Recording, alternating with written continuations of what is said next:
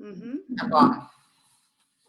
Então, vamos lá, estamos começando.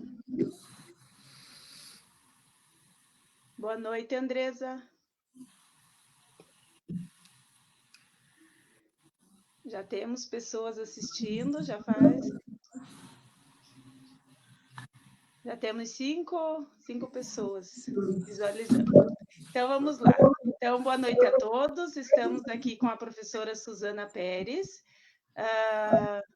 Quero primeiramente agradecer, professora, por aceitar o convite, né, de estar vindo fazer essa live comigo e falar sobre esse tema que é a minha paixão, minha área de pesquisa, que é as altas habilidades de superdotação. Com o programa que está passando agora no Luciano Huck, muita gente acabou me procurando, perguntando com algumas dúvidas, né? E aqueles mitos todos que a gente discute já dentro da pesquisa, né? Sobre os superdotados.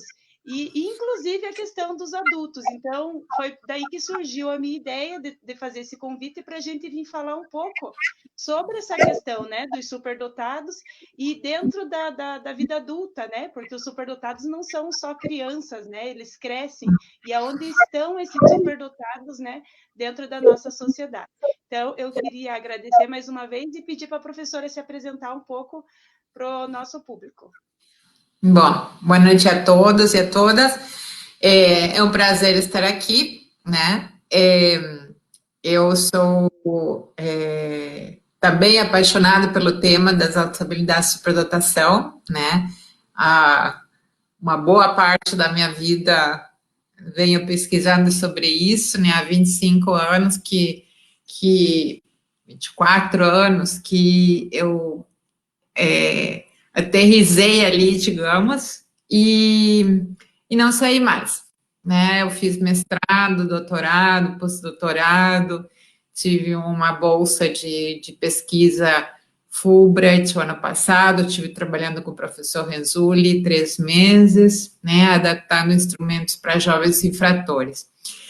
E na maior parte, tenho me dedicado aos adultos, quer dizer, eu moro no Uruguai, e aqui a gente tem é o único serviço de atendimento que tem no país, né, na universidade onde eu trabalho, que é a Universidade da Empresa, e na Faculdade de Educação a gente tem, faz educação, né? Nós temos, nesse momento, está acontecendo a oficina de pais, né?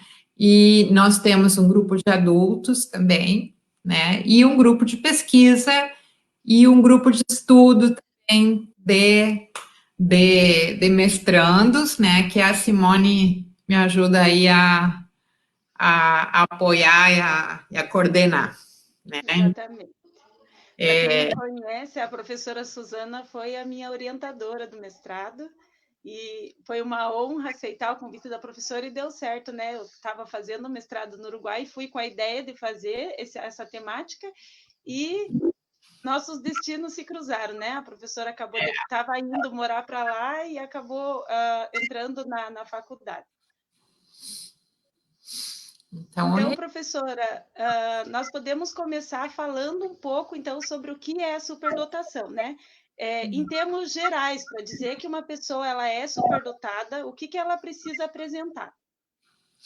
Bom, a gente tem como referencial o professor Renzulli, né, que é um pesquisador já há 50 anos na área, né, e que vem trabalhando há muitos anos sobre isso. E ele tem uma definição na qual diz que as pessoas com altas habilidades de superdotação são aquelas que apresentam 3 grandes grupos de traços, né, que são habilidade acima da média, né, isso pode acontecer em qualquer área, né, e aí nós temos que ter muito cuidado, porque principalmente no Brasil, e acho que principalmente no Paraná, em alguns estados, tem se tem se reservado, digamos, essa área, tem se tornado, assim, um pouco exclusiva de psicólogos, né? E o grande problema é que se o psicólogo, em geral, ele não tem formação na área. Se você pergunta para um psicólogo se alguma vez estudou na sua carreira as altas habilidades de superdotação, a grande maioria não fez. E eu sei disso porque eu já fui a várias universidades a dar disciplinas, né, nas faculdades de psicologia, ou a dar palestras, e os psicólogos diziam, mas como que a gente nunca falou disso? Essa habilidade acima da média não é somente na área linguística ou na área lógico-matemática, ela pode acontecer em qualquer área. Então, muitas vezes nós temos crianças que têm, ou adultos, ou adolescentes que têm altas habilidades de superdotação na música, em algum esporte, né? E essa habilidade não se pode medir, digamos assim, em comparação a qualquer pessoa, mas tem que ser comparado dentro da idade, dentro do contexto dessa pessoa, né, dessa criança. Porque, por exemplo, se a gente for medir, vamos supor, entre aspas, né, se a gente for avaliar a inteligência linguística, uma criança de uma favela, não vai ser a mesma que outra criança, mesmo que tenha a mesma idade, de um bairro que tenha boas condições econômicas, ou de uma família que tenha boas condições econômicas. Então, a gente sempre tem que fazer essa comparação para poder saber se é habilidade acima da média, e saber que média é essa. E essa média vai estar dada pelo grupo onde essa criança está. Por quê? Porque essa habilidade pode se promover, né? É claro que sempre tem uma parte dessa habilidade que é genética. A gente não pode negar isso. Tem uma parte dessa inteligência, que pode ser qualquer uma, que já vem com essa criança. Muitas vezes a gente diz, puxa, essa criança, ela tem do lado dos primos, do lado dos irmãos, né? Como pode ser que ela é tão diferente, né? Embora ela tenha sido criada no mesmo contexto que os irmãos, que os primos, por que ela é tão diferente? Então, já vem com ela uma parte disso. Pode se desenvolver? Pode. Né? E aí é que vem um outro aspecto da definição de autossabilidade e superdotação, mas já vamos falar disso. Então, primeiro grupo é a habilidade acima da média, o segundo grupo, não tem ordem, né, mas o comprometimento com a tarefa, e aí não é a tarefa da escola, é aquela tarefa que a criança desenvolve na sua área de interesse. Então, se a habilidade acima da média no futebol, o comprometimento com a tarefa vai ser no futebol, não vai ser na escola, né? Porque aí muitas vezes assim, mas a criança não faz o tema, ela não gosta de ficar na escola. E qual é a área de destaque dela? É a música. Não vai acontecer, então, na escola, porque na escola geralmente a gente não tem música, infelizmente, né? Então, ela não vai ter como mostrar essa paixão, né, que eles têm nessa área, onde eles passam horas e horas a fio, né, fazendo coisas que têm relação com essa área. E o terceiro grupo é o grupo da criatividade. Então, essas crianças, essas pessoas, elas são criativas também nessa área na qual elas têm habilidade acima da média. Então, esses 3 anéis, eles estão ligados, né? Eles estão, tem uma interseção desses 3 anéis. Então, essa pessoa que apresenta habilidade acima da média, compromisso com a tarefa, e criatividade nessa área, ela tem, né, indicadores de altas habilidades de superdotação. Mas o que acontece às vezes? Essa criança não, ela passa todo o tempo se mexendo, ela não para quieta, né? E o que que acontece? Essa criança é uma criança que tem, muitas vezes, uma personalidade, tem rasgos, né, traços de personalidade, que também afetam a maneira como se manifestam as altas habilidades de superdotação. Uma criança pode ser mais tímida, menos tímida, né? E o outro aspecto muito importante são as oportunidades, né? Se eu tenho uma criança que ela tem uma predisposição, digamos assim, para ser um grande químico, né? Se ela não tiver acesso a um laboratório, ela nunca vai chegar a ser um grande químico. Exatamente. Então, as oportunidades que a gente possa oferecer e que o ambiente possa oferecer e que a escola possa oferecer, porque essa criança geralmente passa mais tempo na escola do que em casa, né? Ou quando quando está em casa não tem oportunidade de desenvolver esse potencial, né? As oportunidades são fundamentais, né? Exatamente. O professor Renzulli, ele fala, né, do potencial que a criança tem, né? Então, nem Exatamente. sempre a criança, ou até mesmo o adulto, nesse caso, ele não vai apresentar, né, assim, de forma tão clara esses comportamentos que a professora falou, esses 3 anéis que a gente avalia, né? Porque por conta das oportunidades que ele teve, né, Exatamente. em relação a isso. Eu acho assim, interessante a gente colocar essa questão que a professora falou dos psicólogos, né, que se tem muito aquela ideia de que é o VISC, que é o QI da criança, né, ou do adulto. Quando você fala, porque fulano é superdotado, qual que é o QI dela, né? Porque Hum, relaciona-se ao teste de QI. E aí, como a professora falou que são várias áreas, né? Então, nem todas o teste de QI está relacionado a um teste de QI, e nem todo superdotado vai ter esse QI acima da média, né? exatamente, exatamente.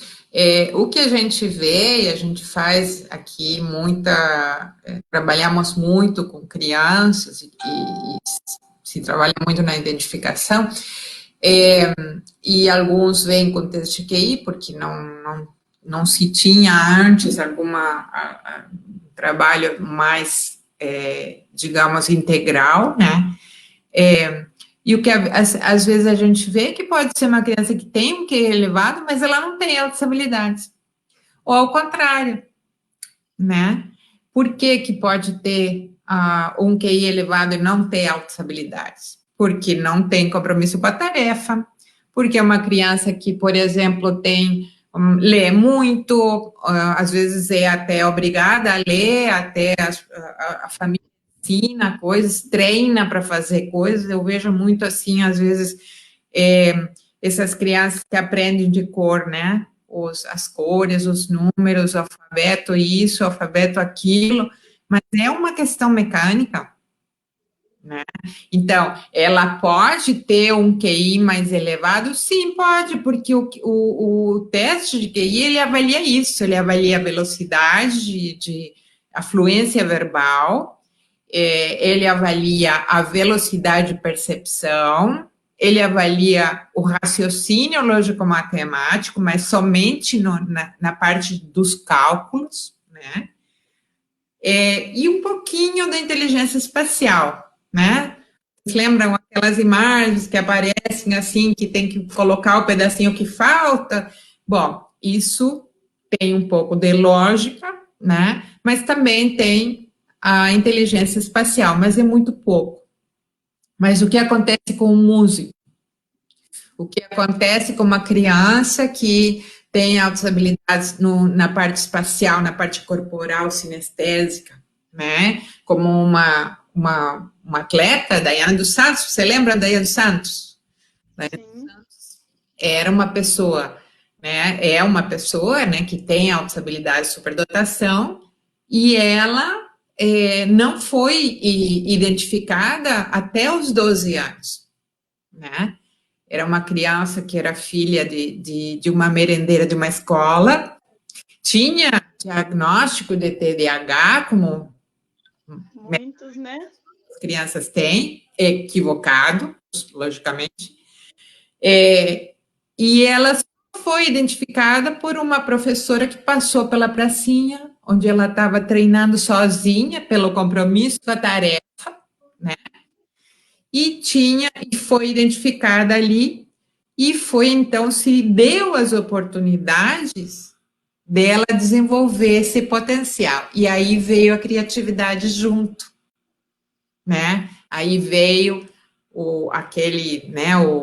como é que era ela fez uma coreografia, né, do Brasileirinho, que ninguém nunca tinha feito. Ela fez um salto, aqueles saltos que ela fez, que ninguém tinha feito antes. Então, aí a gente vê os 3 anéis. A habilidade acima da média, ela estava ali, né? E o comprometimento com a tarefa estava ali. A criatividade veio depois, quando se deu a oportunidade dela desenvolver esse potencial e quando alguém percebeu isso. Então, eu não sei se o teste de QI dela é elevado ou não. Não sei se vai ser o Garrincha, por exemplo, né? Ele quase foi expulso da seleção brasileira porque o QI dele era muito baixo. Agora, se Exatamente. Garrincha, o Brasil não tinha ganhado aquela Copa, né? Exatamente. Então, essas são coisas que a gente tem que ter em conta, né? E é muito importante que se veja que a avaliação das altas habilidades de superdotação depende de uma pessoa que seja formada na área, mas não necessariamente de um psicólogo. Exatamente. Que tem esse. Pode ter formação ou não. Se ele tiver formação, ótimo, ele vai conseguir identificar e vai conseguir identificar essa criança, ou esse adolescente, ou esse adulto, mas se não tiver formação, provavelmente o que vai acontecer é que ele vai achar que essa criança tem déficit de atenção e hiperatividade, ou tem o transtorno de Asperger, ou é obsessiva, ou é ansiosa, ou é depressiva, ou é bipolar, enfim. Exatamente.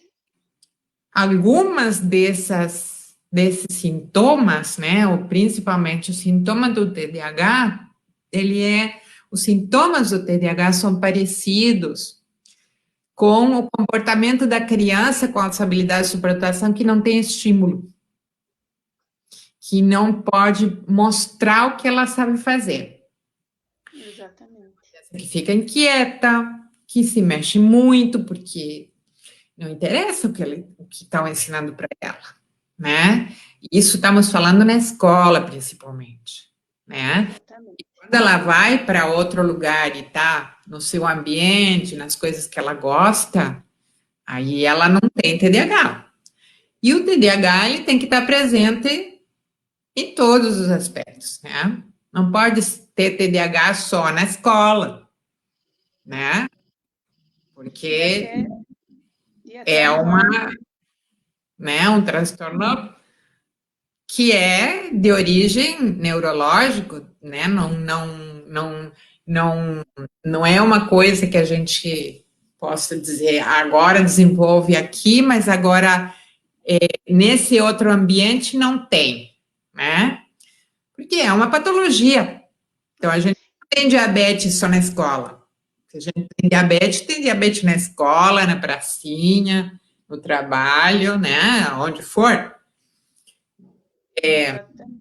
E não vai conseguir, e não vai ter a relação com a tarefa, né? O compromisso com a tarefa. O TDAH não consegue, por mais que ele consiga, ele gosta de alguma coisa, ele não consegue manter esse foco, né? E eu vejo muito isso. E essa relação com a escola, o que eu percebo dentro das minhas avaliações é que muitas vezes o aluno que é mais corporal, né? Esse que é corporal sinestésico, que gosta assim, aí ele vai para uma sala de aula onde o professor fica lá na frente e ele tem que ficar sentado por 4 ou por 8 horas, e essa criança começa a demonstrar esses comportamentos, né? Porque ele quer mexer, ele quer dançar, ele quer fazer isso, ele quer fazer, ele quer se mostrar, e isso acaba tendo um embate muito grande, e esses alunos provavelmente eles são identificados na escola, né, como TDAH, encaminhados para o neurologista, fazem uso do medicamento e a gente acaba com a criatividade, né, e com o potencial desse aluno com E superdotação. hoje tem muitos estudos que provam que a medicação que se dá para o TDAH, ela tem efeitos colaterais muito importantes no sistema nervoso central. Então, não se pode dar medicação assim, né? Quer dizer, o que a gente vê muito é a criança toma medicação para TDAH no horário escolar ou no período escolar. Nas férias pode parar. Então, que tipo de patologia é essa que nas férias não tem mais? Ou que no final de semana não tem mais? Ou que fora da escola não tem mais? Então, cuidado com isso, porque quando a gente medica essa criança com essa medicação especificamente, que é uma anfetamina, né? A Ritalina, ou eu não sei o nome dos outros, mas aqui tem outros nomes, é uma medicação que tem um efeito muito importante no sistema nervoso central a longo prazo. Quer dizer, então, cuidado, né? Nós temos crianças que têm, por exemplo, um QI elevado e tem síndrome de Asperger, mas tem um QI elevado, então não necessariamente são crianças com essa habilidade de superdotação. Pode existir criança com essa habilidade de superdotação, com TDAH junto? Sim. Com síndrome de Asperger e alta habilidade de superdotação? Sim. Mas uma coisa é uma coisa, outra coisa, como se diz. Né? Existe, Exatamente. a gente chama de dupla necessidade educacional especial, né? Que é o caso dessas crianças que, bom, nós vamos ter que trabalhar com elas para o transtorno de Asperger, por exemplo, e também para as altas habilidades, porque são coisas diferentes. Então, a gente vai ter que ter essa combinação e vai ter que ter uma pessoa, um profissional que tenha formação para trabalhar as duas áreas. E elas ficam claras, né? A característica quando tem o Asperger e a altas habilidades, a gente percebe a questão da criatividade, né? Que o Asperger não tem, e aí você identifica por conta das altas habilidades de superdotação. Mas é importante que que o profissional conheça tanto de uma área como outra para conseguir diferenciar e identificar. Professor, então, a gente falou sobre toda essa problemática em relação à avaliação e em relação do que os superdotados, né, essa sombra que encobre eles.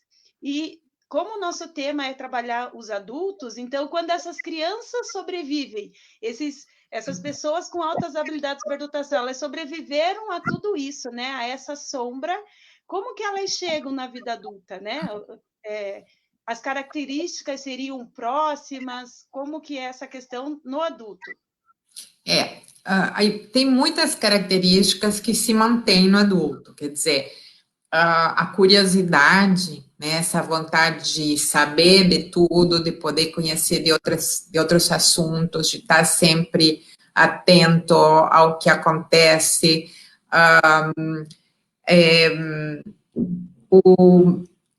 às vezes, nos adultos, a gente vê, dependendo da área, os poucos amigos, são pessoas que têm amizades muito restritas, né? Não porque não possam se ter amizade, né? Mas muitas vezes elas aprenderam a ficar sozinhas, né? porque na escola sofriam bullying, né, porque não desenvolveram essa habilidade de relacionamento social. Agora, por exemplo, os que têm alta habilidade de superdotação na parte, na inteligência interpessoal, esses têm amigos sem problema, né? O que a gente vê quando trabalha com adultos, eu faço a minha especialidade, né? Eu trabalho agora, principalmente, deixei as meninas do grupo com os meninos e eu voltei para os adultos, que era meu campo de pesquisa. O que a gente vê é que os adultos precisam de mais de conversar com outros adultos, né, que possam ser como eles, que possam ter uma forma de pensar semelhante a deles, né? E isso a gente vê, assim, como é importante isso. Uma coisa que me chama muito a atenção é que na vida adulta, os que procuram mais a identificação são as mulheres. Nos adultos, os homens não procuram tanto a identificação como as mulheres. Quando são crianças, a gente enxerga mais os meninos do que as meninas. Mas quando crescem, são as mulheres que voltam, porque as mulheres, elas naturalizam algumas características das altas habilidades de superdotação como características da mulher. Então, são mulheres guerreiras, são mulheres que são diferentes, são mulheres que buscam desenvolver sua profissão, que buscam crescer, que têm uma forma de vida, às vezes, diferente que as demais mulheres, que não gosta muito de estar em reuniões sociais, ou porque não tem muito a falar, não tem muito não do vai que agregar muito. outras mulheres, né? Não vai agregar muito a determinado conteúdo. Então, isso foi uma coisa que me chamou a atenção quando eu comecei a trabalhar com adultos, a identificar adultos, né? De que as mulheres procuram mais a identificação e geralmente são mulheres já mais maduras, né? Que procuram a identificação. E tem homens também, deve ter algum aí também que está escutando, né? Mas a mulher, ela passou mais tempo escondida, porque além de ser invisível pelas altas habilidades de superdotação, ela também é invisível por ser mulher. É invisível no campo de desenvolver, onde ela tem potencial, né? Quer dizer, se a gente compara, por exemplo, nas ciências, mulheres e homens, os homens sempre têm mais visibilidade que as mulheres. Embora tem muitas mulheres cientistas e muitas mulheres que se destacaram, mas a gente não lembra delas, né? E na nossa área mesmo, o primeiro cientista que a gente estuda quando começa a ler sobre a área é o Terman. Mas quem estudou primeiro as altas habilidades de superdotação foi a Aletha Hollingworth, uma mulher. Quem levou os louros foi o homem, né?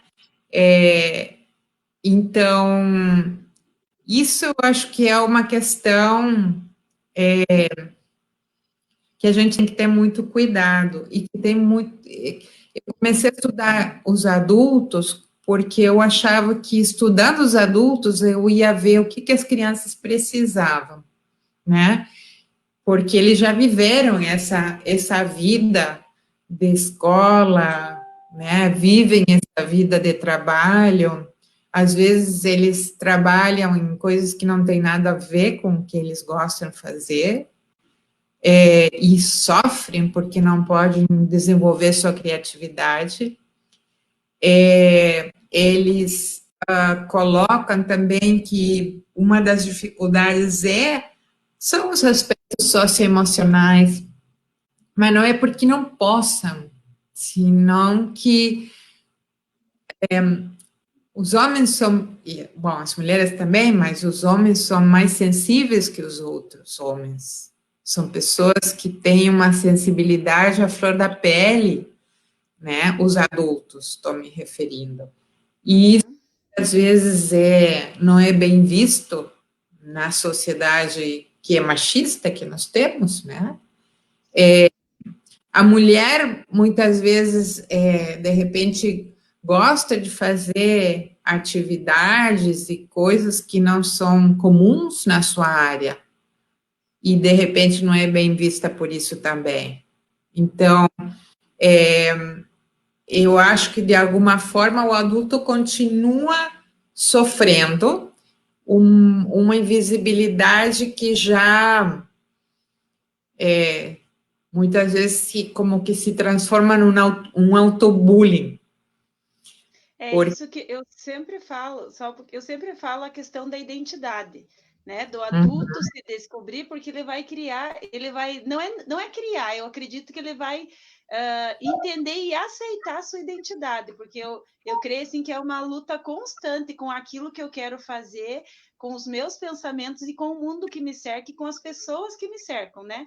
Porque assim, ele acaba não sendo compreendido tanto no seu ambiente familiar, como não foi na escola, no ambiente de trabalho, e eu acredito assim que tem muitos adultos nesta condição que acabam estão sendo tratados por um toque, por exemplo, né, por uma depressão, por uma ansiedade, por coisas emocionais que acredito que vem toda por essa questão de não ser identificado, né, não ter um acompanhamento.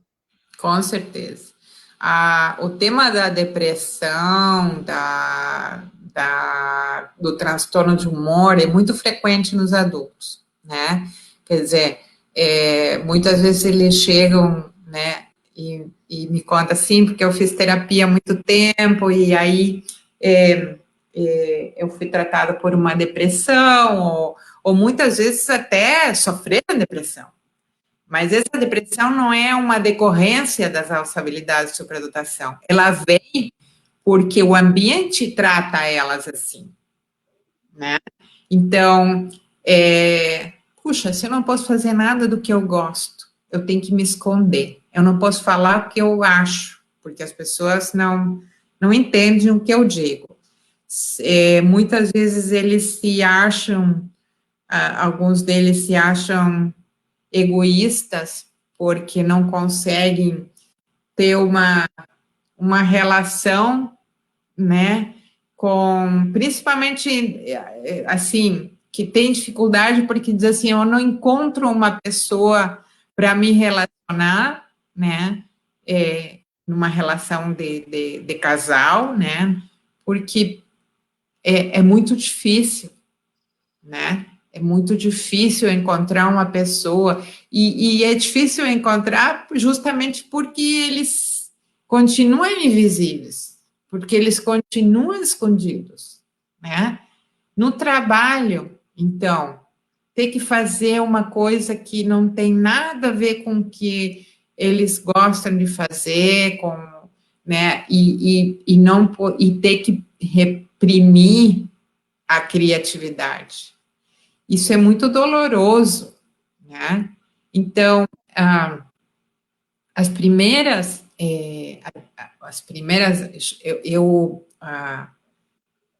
quando fiz o pós-doutorado, eu cheguei à conclusão de que os adultos, as mulheres principalmente, mas eu acho que os adultos também, eles têm 5 etapas, né, para chegar a acomodar essa identidade dentro deles, né?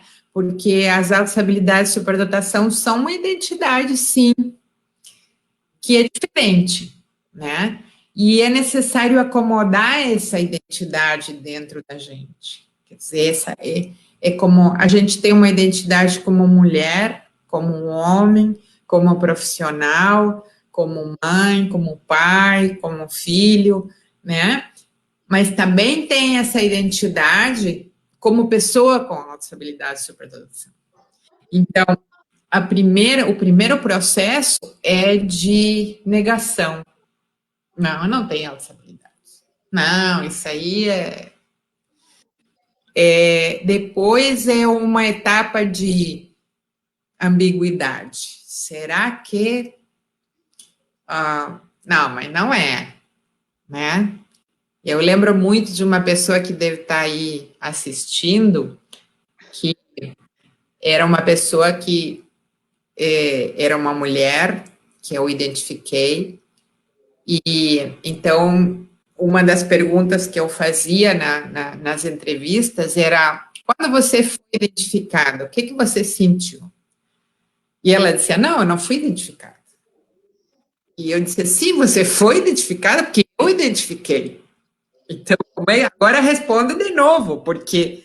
Não, mas... Então, ela custou muito para chegar a aceitar isso. E no momento que ela aceitou, comecei a ver as enormes mudanças que ela teve na vida dela. E a gente começou vendo essas mudanças até no aspecto físico, dela se achar bonita, dela se apreciar como mulher, né? Quando eu conheci ela, ela não dava bola para se arrumar, porque ela não tinha como, não se valorizava, né? E à medida que ela foi entrando, fazendo esse processo de aceitação que leva, às vezes, muito tempo, ela foi mudando, né? Tem outra das mulheres também que ela dizia para mim: eu nunca vou casar, eu nunca vou conseguir achar uma pessoa que me entenda, que eu possa ser franca com ela. E isso foi há uns 4 anos atrás, né? E outro dia ela veio para o grupo e disse assim: casei! Não acredito. Eu disse: sim, eu consegui encontrar uma pessoa que é muito parecida a mim. Mas ser parecido com alguém, a gente tem que primeiro se enxergar. Exatamente. Então, para poder ter essa afinidade com outra pessoa, a gente tem que entender como que a gente é primeiro, né? Então, precisa reconhecer essa identidade, né? Aí, as etapas, né, que eu dizia, assim, que vai passando, né, essa ambiguidade, depois é aceitação, mas é aceitação só para mim mesmo, né, só para mais ninguém, quer dizer, eu me dou conta, mas eu não falo com ninguém. E a última etapa é a etapa da aceitação final, digamos assim, que é poder dizer: eu sou uma pessoa com essa habilidade de superdotação. E essa é uma etapa muito difícil, né? Porque a gente não tem socialmente essa aceitação. Então, tem que ter muito coragem para chegar e dizer: eu sou uma pessoa com habilidade de superdotação. Porque, em geral, como se tem tantos mitos, tantas crianças por aí, né? Isso faz que as pessoas não aceitem quando uma pessoa diz que tem habilidade de superdotação. E é visto muito como uma questão de A pessoa não fala para não querer se achar mais que o outro, ou como que, né? Vai ver, assim como é dentro da questão infantil, né? Você falar é como tem pais que não se acham. Se eu falo com meu filho é superdotada, vão, né? Vão pensar que eu já estou me vangloriando, que eu já estou, né? Como se fosse assim a coisa mais é o prêmio que ganhou de ter um filho superdotado, no caso, né? Essa é a pior coisa que pode fazer. Não dizer para o seu filho que é uma pessoa com responsabilidade, se ensinar ele a se proteger, ser seguro dessa criança, é a pior coisa que uma família pode fazer. Eu sei que muitos pais têm medo de sair da normalidade, porque a normalidade que não existe, na verdade, porque ninguém é normal, né? Mas sair dessa normalidade, muitas vezes para as famílias, dá medo, né? Dizer que meu filho tem autoestabilidade de superdotação, mas o que vão dizer os primos, o que vão dizer os tios, e já me dizem que sou eu que estou achando que é melhor, né? Mas quando a gente ensina para os filhos de que ter autoestabilidade e superdotação não é ser melhor do que os outros, é ser diferente. E tem que ter direito. Isso é um direito que a criança tem, né? Eu lembro do primeiro menino que a gente identificou, que ele chegou para nós com um livrinho assim, e todo o tempo assim. Eu não conseguia enxergar o rosto dele. E a gente começou a falar com ele, e a mudança que teve esse menino em 2 anos é impressionante. Hoje ele é um rapaz, né, um adolescente, que se relaciona com os outros, que fala sobre ele, né? E como essa mudança foi importante para ele e para a família dele, né? Exatamente. Porque Eu atendi adolescentes já e adultos nessa avaliação, e teve um caso que me chamou muita atenção, porque quando ele esteve junto com outros adolescentes, outras crianças, né, com a idade um pouco abaixo dele, e ele teve a relação e ele viu que o que era, né, ser superdotado, trabalhei com eles essa questão, e ele falou que ele sempre achou que ele era diferente. Ele sempre soube que ele era diferente, mas ele nunca quis aceitar. 17 anos. E ele falou assim, ele falou para mim ele falou assim, eu sei que eu sou diferente. Eu sempre soube que eu era diferente. Ele falou assim, mas eu sei que eu sou diferente e isso é bom. Eu falei, com certeza é bom ser diferente, né? Então, eu vejo assim muito essa questão da identidade, né? Do adulto estar se identificando. A professora tem, assim como se coloca muito expectativa dentro de uma criança superdotada, para que ela tire boas notas, para que ela passe. Já atendi também casos de que prepara a criança para determinado concurso, para determinada escola, porque coloca-se uma pressão muito grande dentro da criança quando descobre que ela tem esse potencial. Assim, o adulto também, não porque ele pelo fato dele ser um superdotado, né, dele ter as altas habilidades de superdotação, que ele vai também ter sucesso na sua carreira, que ele vai ter sucesso na vida profissional, porque dependendo de como ele teve esse desenvolvimento, ele pode ainda.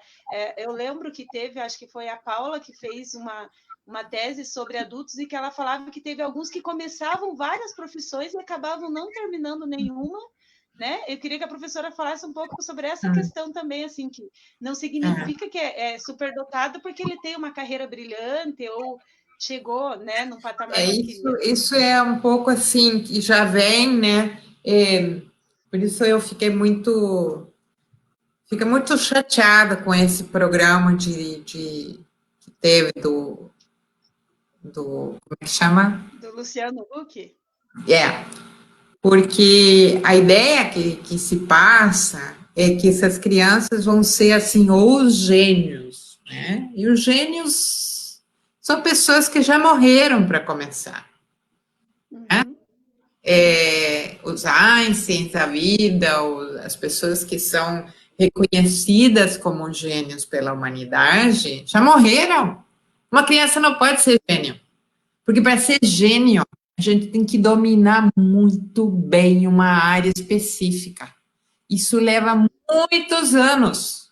Isso leva muita maturidade para enfrentar uma área de conhecimento e dizer: isto é uma inovação, isto é um descobrimento, e eu estou em contra do que já foi dito antes. Estou propondo uma coisa nova, diferente, né? Então, isso leva tempo. E isso geralmente não é reconhecido na mesma época em que essa pessoa desenvolveu esse conhecimento. Isso faz que as pessoas acreditem de que, então, as pessoas que têm alta habilidade de superdotação, elas sempre vão ser gênios, sempre vão ser pessoas que vão ter muito sucesso na sua vida, né? E isso não é verdade. No próprio estudo do Terman, que ele começou em 1920, né? Não todos foram pessoas bem-sucedidas, né? Teve pessoas que morreram naquela época alcoolizadas, né? Teve pessoas que tiveram depressão, né? E teve gênios, não gênios, mas grandes escritores, arquitetos, né? Mas isso tem muito a ver com as oportunidades que a gente oferece para essa pessoa se desenvolver. Não tem que ver, quer dizer, alguém disse, é uma conjunção das altas habilidades de superdotação, da sorte, né, de estar no lugar certo na hora certa, né? Eu conheço muitas pessoas que eram pessoas com altas habilidades de superdotação e elas tiveram, assim, grandes ideias, né? Mas não conseguiram desenvolver porque não tiveram, exatamente por isso, porque não estava no lugar certo na hora certa, né? Exatamente.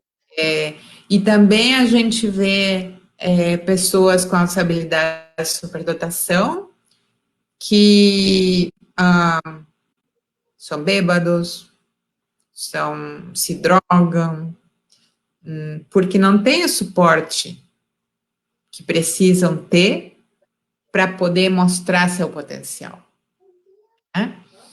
A gente vê, por exemplo, artistas, né, que têm um potencial enorme, mas na nossa sociedade aqui latino-americana, né, as artes não são valorizadas, né, como deveriam.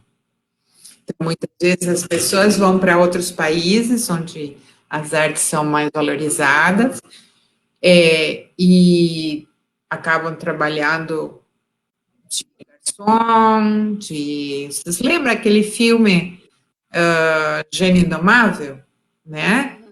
Ele trabalhava de quê? E ele limpava a universidade. Ele limpava o chão à noite, né?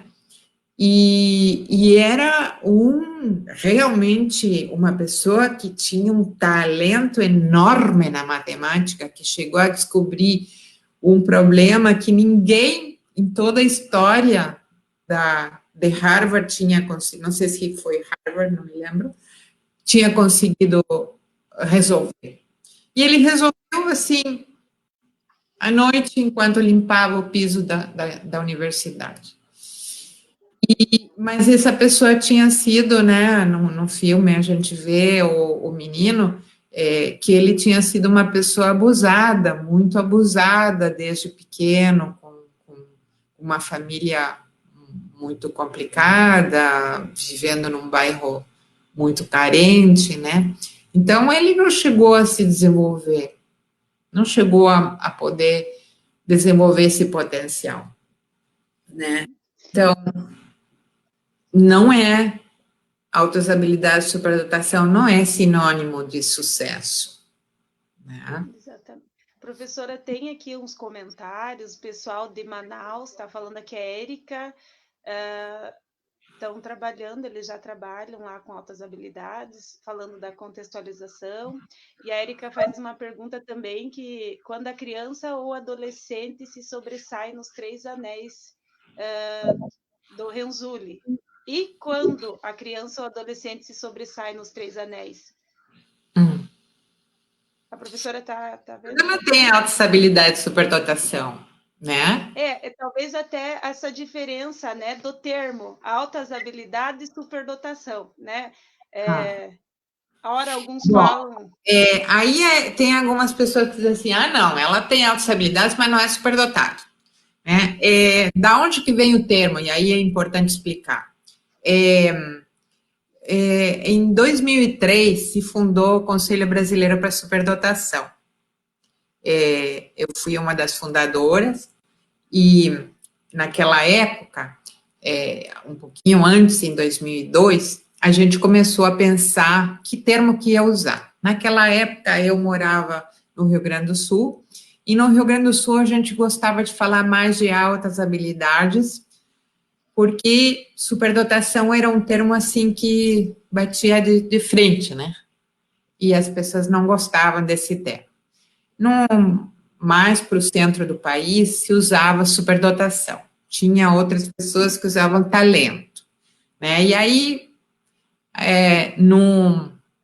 quando a gente fundou com a Brase, a gente resolveu usar altas habilidades barra superdotação, para mostrar que era a mesma coisa, né? E até para pensar num termo diferente, até é uma questão que o professor Renzulli está. Agora, eu discuti muito com ele essa questão, porque ele dizia assim, nós temos que tirar esse termo, porque esse termo, ele é muito pesado. E aí eu digo, tá, mas, professor, o que o senhor está pensando? Ele disse assim, eu não sei ainda, a gente está pensando em que termo que a gente poderia usar, e aí eu digo, claro, mas sabe o que há?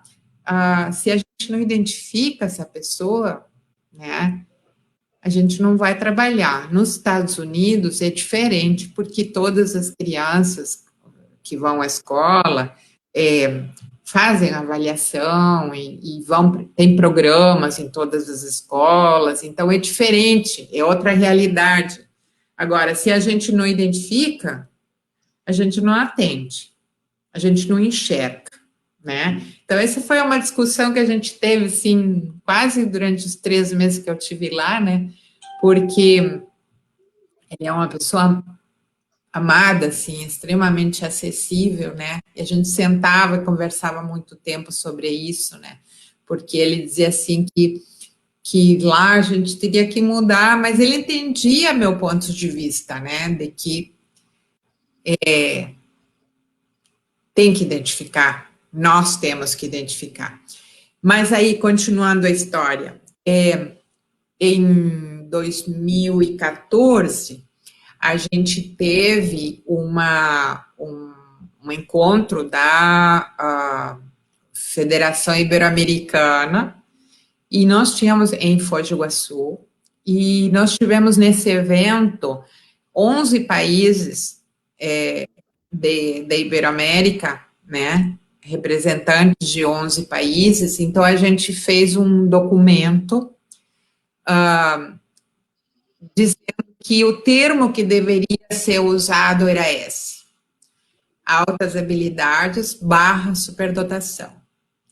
E se enviou a todos os ministérios de educação dos países que estavam presentes um documento onde se recomendava que se usasse esse termo para que as pessoas não entendessem que uma coisa era altas habilidades e outra coisa era superdotação. E para que os ministérios de educação trabalhassem nos seus países com pessoas que tivessem formação adequada. Porque o que tem acontecido também, e tem acontecido no meu país também, é que há pessoas que não têm formação e se adonam dessa área, e fazem estudos que não têm fundamentação teórica nem científica, e, infelizmente, são pessoas que não sabem como trabalhar com essa área, e, infelizmente, são pessoas que, por alguma razão, né, conseguiram recursos para fazer esses estudos, né, e países em que não há estudos, o Brasil tem já hoje muitos estudiosos da área, né, e a maioria das pessoas que têm trilhado o caminho da pesquisa e que fazem parte do COBRASD, que fazem parte dos históricos, digamos assim, né, entendem, né, que não se pode fazer essa separação entre altas habilidades e superdotação, porque muitos acreditam que altas habilidades é só aquele que tem um talento em alguma área artística, né, e que superdotação é aquele que tem o QI elevado, né. Então, já falamos sobre essa questão do QI, né, do que o QI significa, né. Eu não faço diferenciação, para mim, superdotação e altas habilidades, superdotação e altas habilidades são a mesma coisa, né. E a origem da palavra vem daí, né. A origem do termo altas habilidades, superdotação vem daí, quer dizer, nessa intenção de dizer que é a mesma coisa, né. Exatamente. A Sheila Torma está aqui também, a Hum. Maria da Glória, o pessoal de Foz do Iguaçu estão aqui. O pessoal está comentando bastante, professora. Crianças com altas habilidades, como identificar e confirmar, né? Como seria? Essa é uma outra questão da identificação, né, professora, que acaba ficando pelo viés psicológico, ela acaba ficando para o viés clínico, né? E aí, E não e é sendo uma que nós doença, né. Altas habilidades, superdotação não precisa de diagnóstico porque não é doença. A gente tem que fazer uma avaliação que seja integral, porque às vezes a criança não mostra as altas habilidades de superdotação em texto de papel, e isso aí o Stenberg, que é um psicólogo reconhecido mundialmente, né, diz, né, que os testes de lápis e papel, a gente não pode avaliar a criatividade com um teste de lápis e papel, né? Não pode pedir, bom, agora me demonstra a tua criatividade, escreve aí, vamos ver qual é o teu score de criatividade. Criatividade se demonstra, né? E os instrumentos que a gente utiliza para fazer a identificação dos indicadores, eu não gosto nem de dizer que eu estou identificando uma pessoa com essa habilidade de superdotação. A gente identifica os indicadores que são muito claros, né? A independência, a autonomia, a curiosidade extrema, quer dizer, o gosto por estar todo o tempo fazendo alguma coisa, a criatividade, o gosto pelos desafios, né? O gosto de correr riscos no bom sentido, né? O gosto por estar todo dia tocando um instrumento, ou por estar todo dia, né, desenvolvendo uma tarefa, uma atividade que tem a ver com sua área de destaque. Esses são indicadores de altas habilidades de superdotação, mas para ver esses indicadores, a gente tem que estar um tempo com essa pessoa. Não se faz em uma sessão de 2 horas, nem em 2, nem em 3.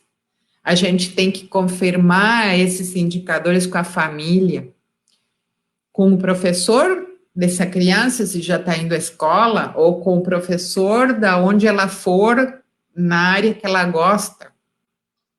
Tem que fazer uma entrevista, tem que conversar com essa criança, né? Não é assim, quer dizer, e isso é uma coisa que o Garner diz, né?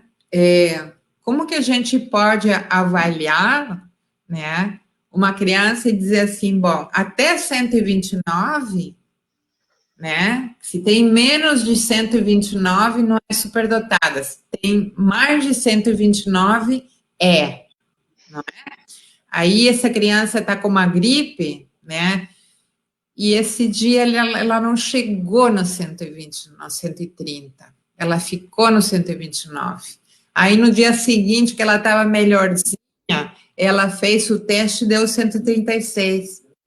Aí, então, ela é superdotada. Então, de um dia para o outro, ela muda de categoria, digamos, né? Então, essas são coisas que a gente não pode, tem que ter muito cuidado, né?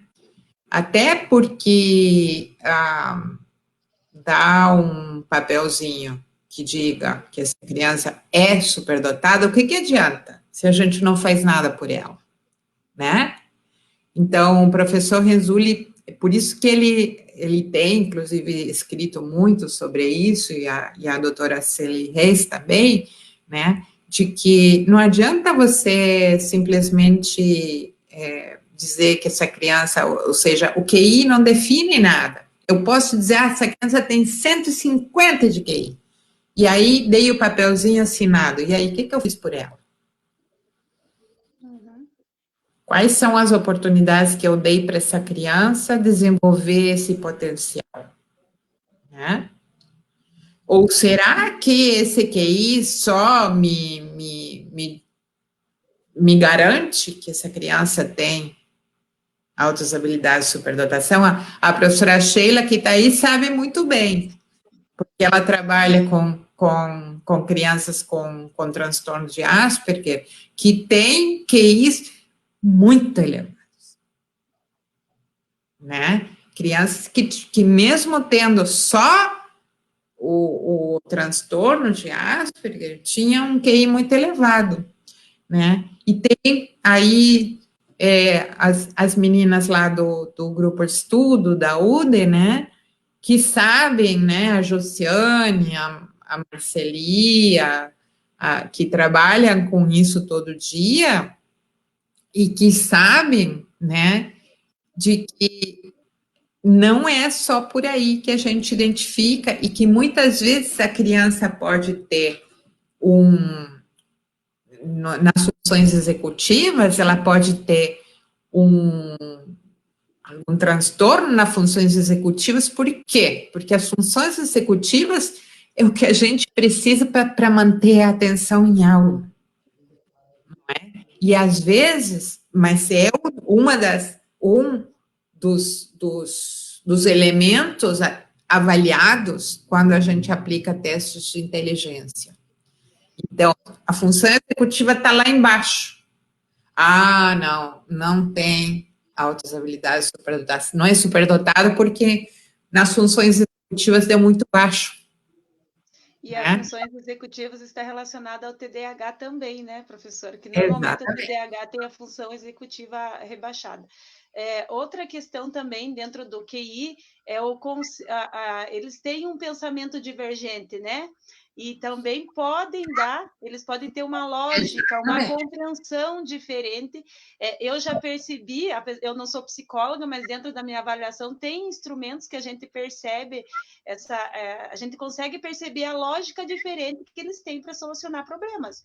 Então, se o psicólogo não conhece as características, ele vai considerar errado a resposta que a pessoa deu no teste, porém ele não questionou, não perguntou, sendo que tem uma lógica que é plausível, que chega, né?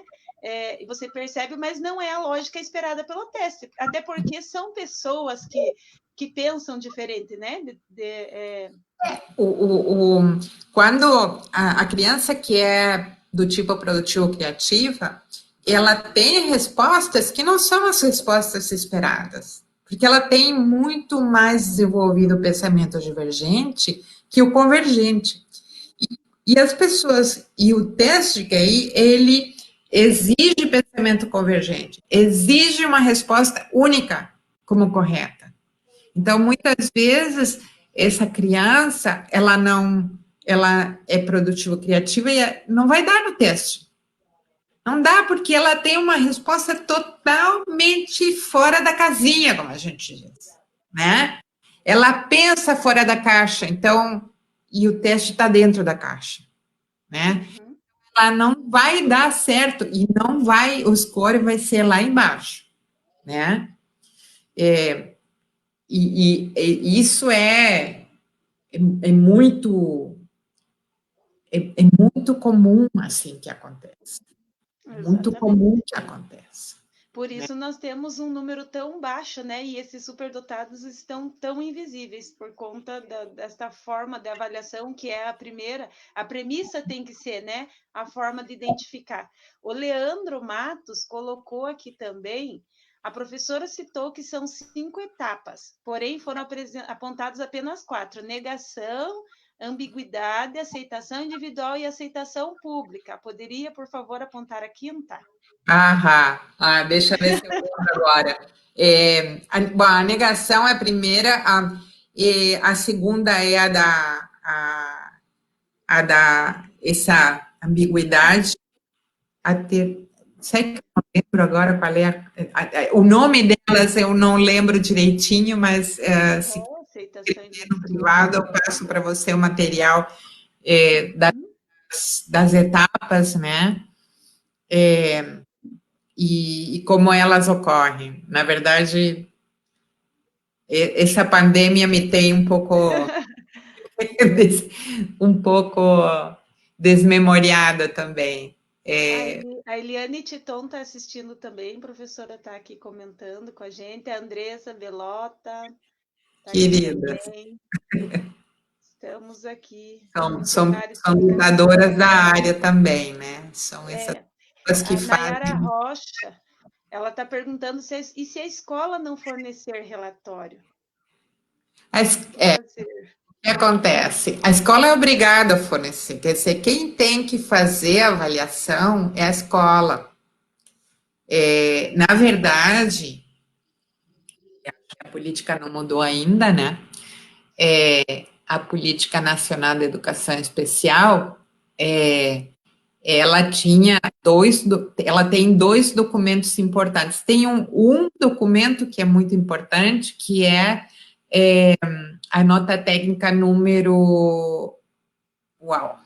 Agora, nota técnica número 4 de 2014. Essa nota técnica, ela explica a lei, né? E o que ela diz, porque a partir da política sai a resolução número 4 de. Não, sim, a resolução. Agora a resolução.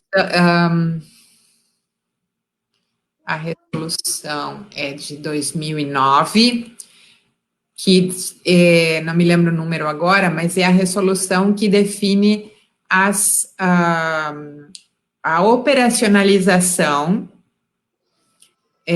da educação especial, né?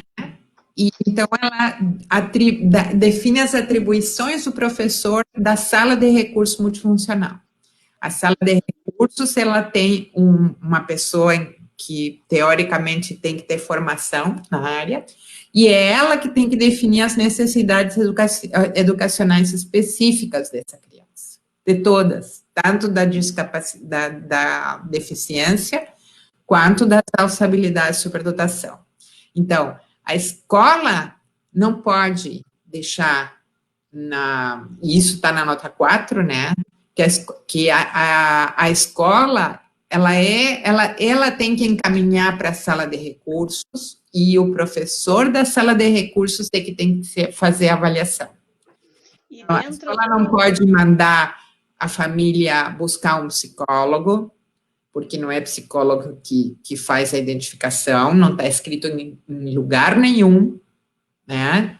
E isso vocês podem procurar na legislação, não está escrito em lugar nenhum que quem é que define. Quem define, o que está escrito na resolução é que o professor da sala de recursos é que tem que fazer essa avaliação. E dentro do público-alvo da educação especial, inclusive, as altas habilidades de superdotação estão previstas nesta avaliação do professor, coisa que nas outras, né, os outros públicos precisam de uma avaliação clínica. Exato. E não nem sequer, a deficiência também não precisa de avaliação clínica, porque quando a criança é encaminhada para a sala de recursos, ela é encaminhada para receber atendimento educacional específico. Então, não é necessário também ter um diagnóstico. É claro que se eu tenho, quer dizer, se tem uma criança cega, eu estou enxergando que ela é cega. Para que eu preciso ter um diagnóstico dizendo que ela é cega para que ela seja atendida na escola?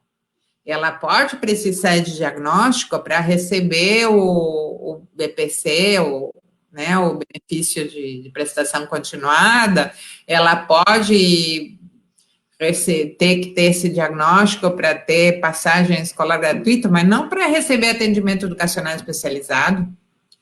Nenhuma das crianças com deficiência, nem com alta habilidade e superdotação, precisa de um diagnóstico para receber atendimento educacional especializado. E é isso que está muito claro na portaria, na nota técnica número 4.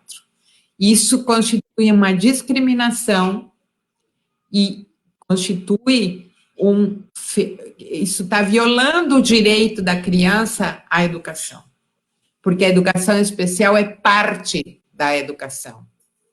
Então, quando a gente exige um diagnóstico para que essa criança possa ter atendimento educacional especializado, a gente está ferindo o seu direito à educação e está discriminando ela por ser uma criança diferente. A Eliane Titon também, eu coloquei aqui a pergunta dela, professora, você pode falar um pouquinho sobre o desafio das políticas públicas, né, que nós já entramos nesse assunto, para o atendimento e como está o trabalho no Uruguai relacionado a isso? Bom, eu acho que as políticas públicas a gente precisa, primeiro, de uma base teórica forte, precisa de recursos financeiros, precisa de vontade política, né? No Uruguai, a gente não tem ainda política nessa área. Nós estamos há anos batalhando para que isso aconteça. Nós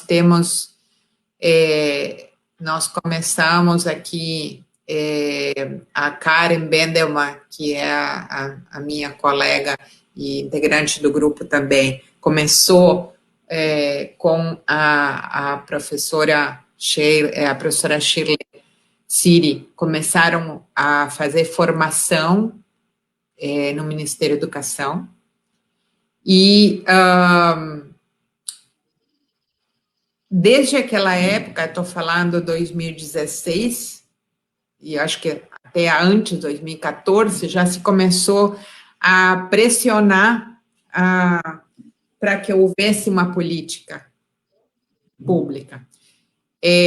Ainda não há uma lei que se aprovou na Câmara dos Deputados, mas ainda não passou pelo Senado, que é uma lei muito calcada em cima da lei de 2015 brasileira, que não traz nada de novo, né, que somente diz que vai ter um registro das crianças, mas quem é que vai identificar essas crianças, né?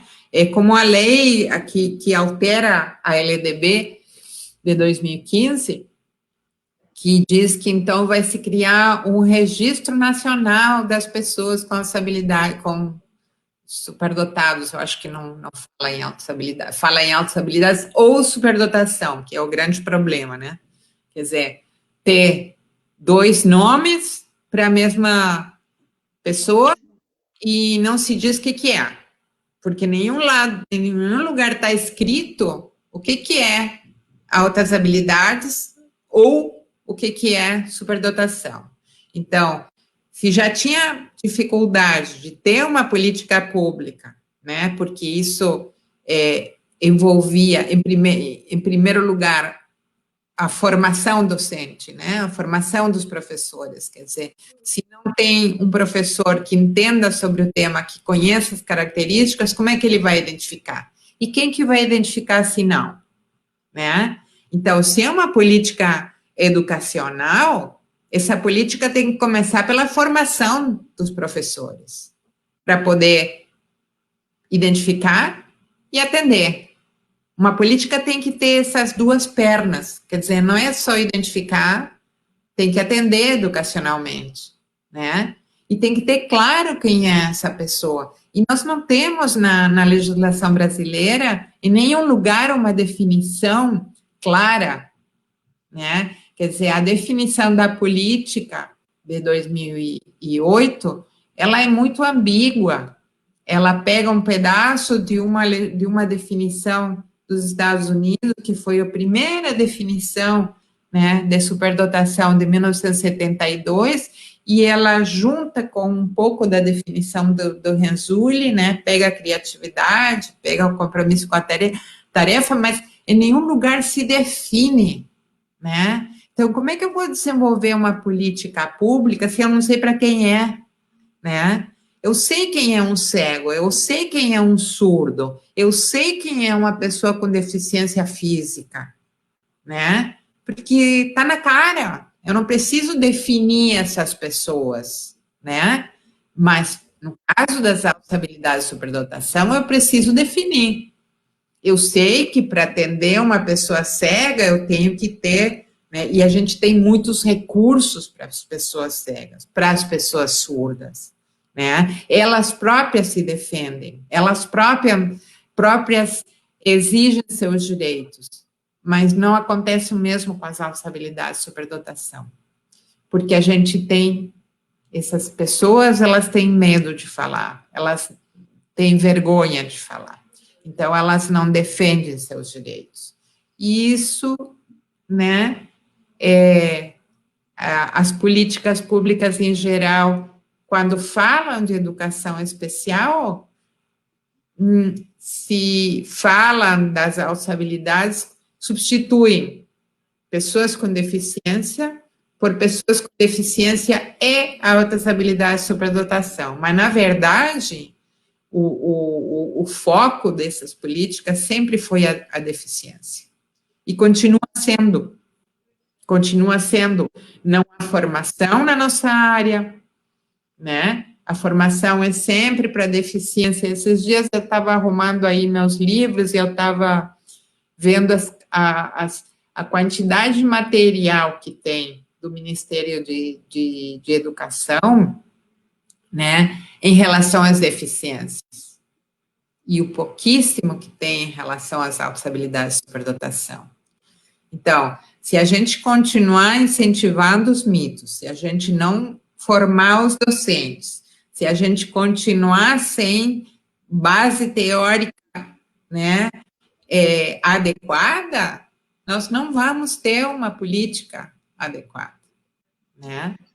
Aqui o Francisco Alexandrino, ele pede para que a gente fale um pouco mais sobre a dupla excepcionalidade, inclusive sobre a possibilidade da coexistência entre deficiência intelectual leve e altas habilidades de superdotação do tipo produtivo-criativa com talento específico para as artes. Isso aí durante muito tempo, as pessoas achavam que a deficiência era um lado da moeda e as altas habilidades eram o outro lado da moeda. Nunca se viu essa possibilidade da coexistência, né?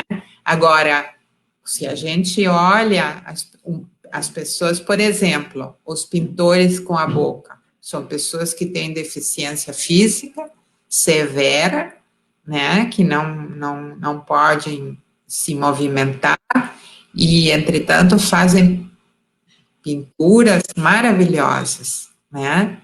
As pessoas com síndrome de Down, que têm deficiência intelectual, e pintam, são músicos, são empreendedores, né? Tem muitos casos de pessoas com, por exemplo, com síndrome de Down. Eu tenho visto pessoas com síndrome de Down que têm desenvolvido, são criativos e que têm desenvolvido, por exemplo, restaurantes, né?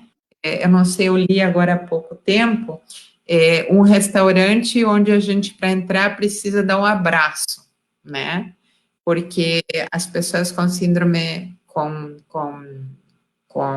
síndrome de Down, perdão, com transtorno de Asperger, nesse caso, são pessoas com transtorno de Asperger que elas não conseguem abraçar, né? Então, eles abriram restaurantes, né? Onde as pessoas chegam e dão um abraço para entrar no restaurante. E são grandes empreendedores, né? Tem pessoas com síndrome de Down que fazem cinema, né?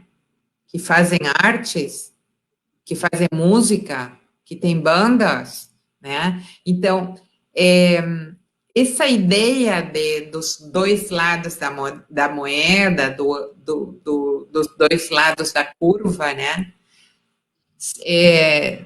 São ideias muito antigas, né? Que partiam justamente dessa ideia de que a inteligência, ela tinha uma curva, né? E que então nós tínhamos, de cada lado da curva, né? Nós tínhamos pessoas que eram totalmente opostas, né? Essa curva, na verdade, o que diz, né, é que tem pessoas, né, que têm uma questão na média, né, em uma inteligência, em duas inteligências, mas não em todas. Então, se a gente considerar, e isso em 2016, o professor Renzulli ainda aclarou mais a sua definição, e disse, então, que as pessoas com essa habilidade de superdotação, na parte da habilidade acima da média, poderia acontecer em qualquer uma das inteligências que o Gardner formulou. Ele foi muito claro nisso, foi muito claro. Então, se a habilidade acima da média pode acontecer em qualquer uma das inteligências, uma pessoa que tem altas habilidades de superdotação na área artística, por exemplo, não necessariamente vai ter altas habilidades na área lógico-matemática e linguística. E pode ter uma deficiência na área lógico-matemática e linguística, como tem a pessoa com deficiência intelectual, né? Então, são duas coisas diferentes e podem estar conjugadas, né? Então, eu entendo eu não gosto de chamar dupla excepcionalidade, porque isso quer dizer que as duas são coisas totalmente excepcionais. E não é assim, porque as pessoas com altas habilidades de superdotação são de 7,5% a 10% da população. Então, não são tão poucos assim, né?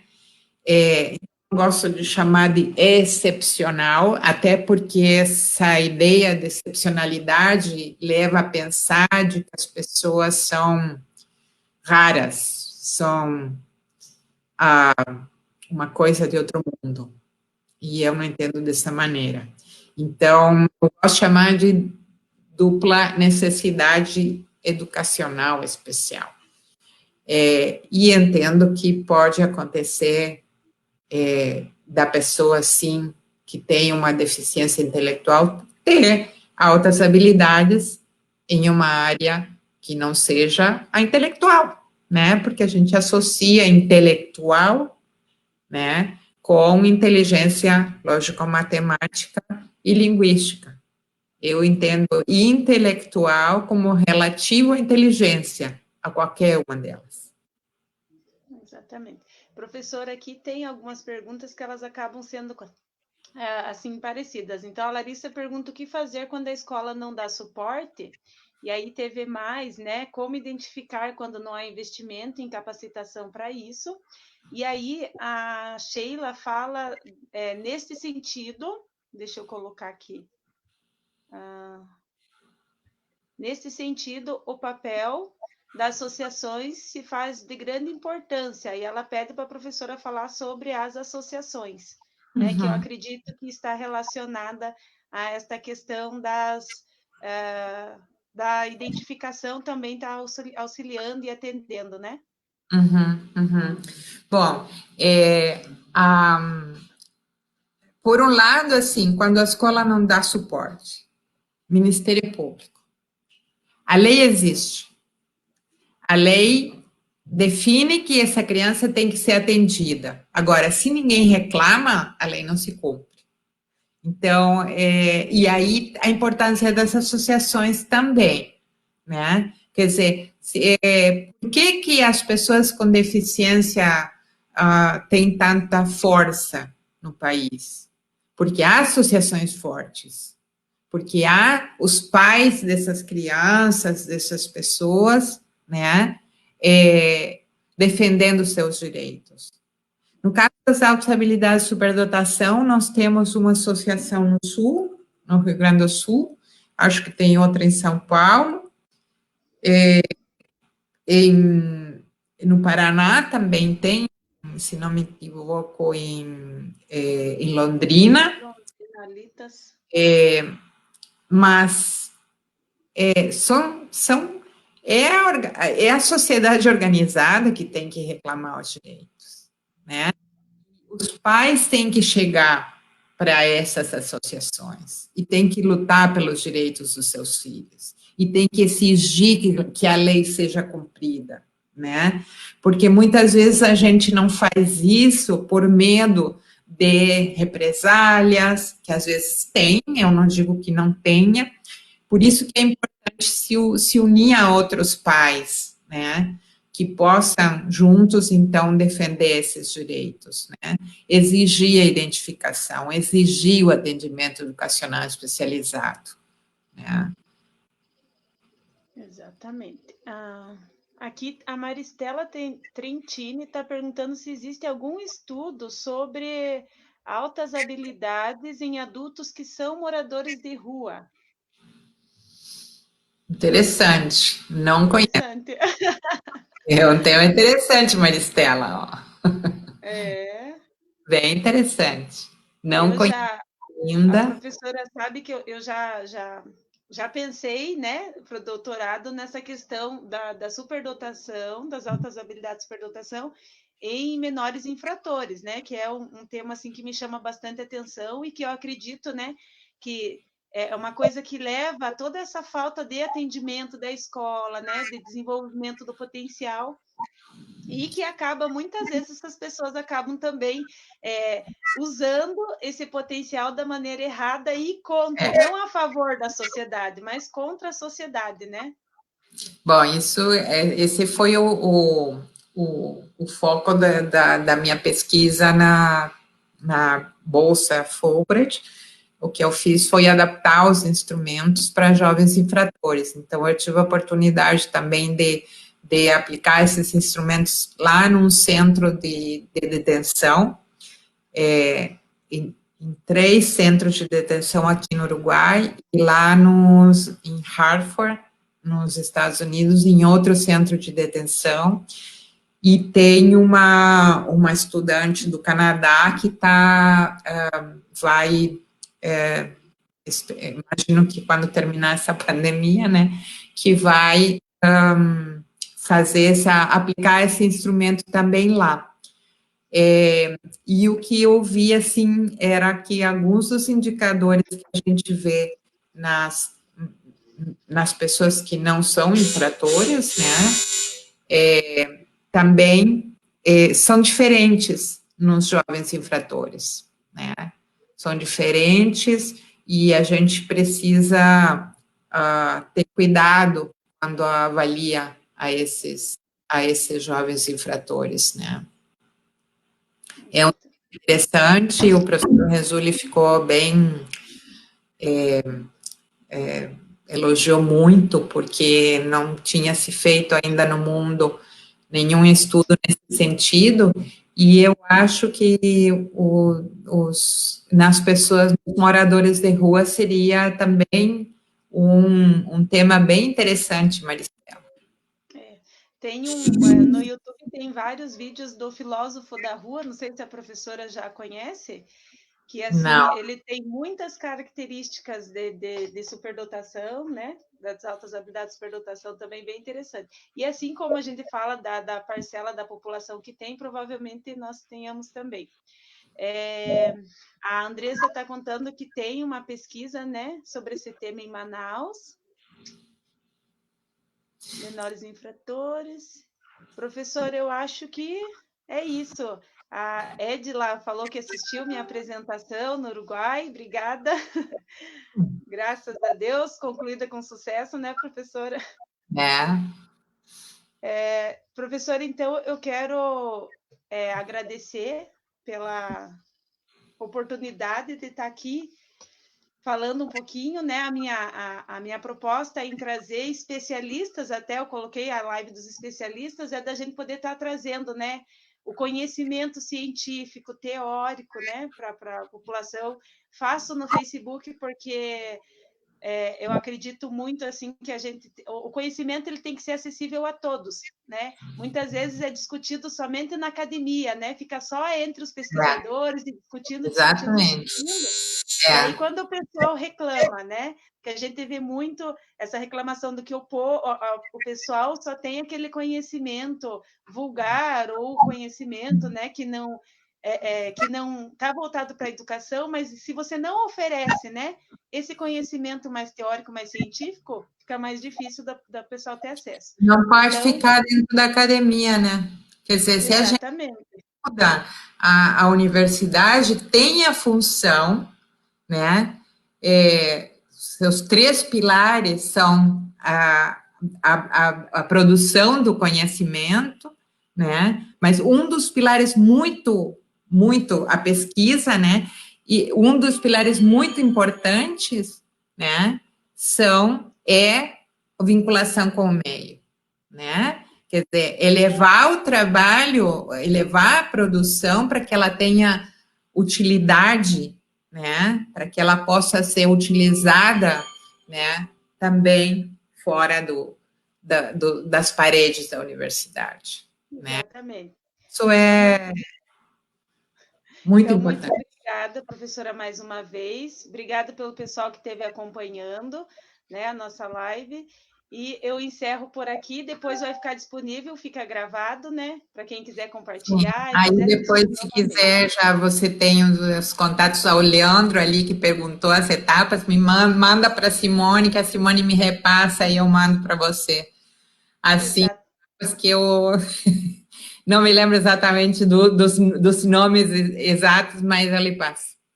Tá já, então. Obrigada, professora. Obrigada, pessoal. E na próxima sexta-feira estaremos aqui também falando sobre a inclusão agora no tempo de pandemia. Obrigada, professora. Até mais.